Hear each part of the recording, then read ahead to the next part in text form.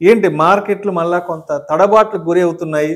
మొన్న సోమవారం నుంచి శుక్రవారం వరకు మార్కెట్లలో బాగా వాలటాలిటీ బాగా తడబాట్లనేవి బాగా కనిపించాయి. సో, ఎందుకంటారు మార్కెట్లు తడబడుతున్నాయి?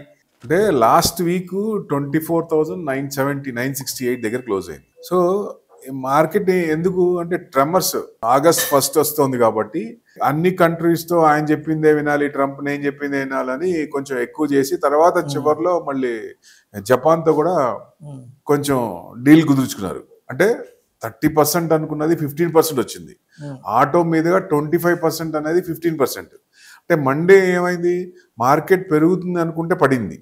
మంగళవారం ఏమైంది, ఈ న్యూస్ వచ్చేదలికి మార్కెట్ తగ్గుతుంది అనుకుంటే మళ్ళీ పెరిగింది అది.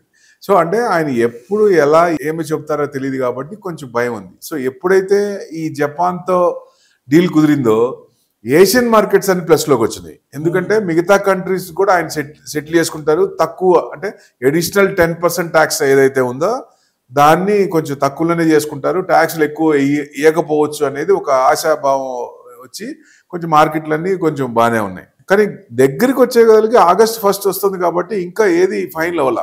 ఇప్పుడు యూరోపియన్ తో కూడా ఫైనల్ అయిందన్నారు కానీ ఏం పెద్ద బయటికి రిపోర్ట్ ఏం రాలేదు. సో వాళ్ళు కూడా $217 బిలియన్ యుఎస్ నుంచి తెప్పించుకునే దాని మీద కూడా వాళ్ళు 30% ట్యాక్స్ వేస్తామని చెప్పారు. సో మీరు వేస్తే మేము కూడా వేస్తామని, అది ఇంకా నడుస్తుంది కాబట్టి కొంచెం వాలటాలిటీ ఉంది. సో బాగా అంటే వాలటాలిటీ ఇండెక్స్ మటుకు బాగా ఉంది. మార్కెట్ ఏమో డైరెక్షన్ దొరకట్లా, బలం దొరకట్లా, స్ట్రాంగ్ పాయింట్ దొరకట్లా.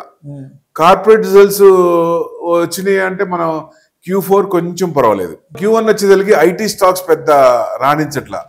సో డెఫినెట్ గా కొంచెం వచ్చినాయి అన్ని మార్కెట్ ఎక్స్పెక్ట్ చేసిన దానికంటే తక్కువే వచ్చినాయి. సో అందుకనే వచ్చిన రిజల్ట్స్ వల్ల పడుతూనే ఉంది. ఓన్లీ కంపెనీ ఏదైనా రిజల్ట్స్ వచ్చినాక బాగుంది అంటే ఐసిఐసిఐ బ్యాంకే.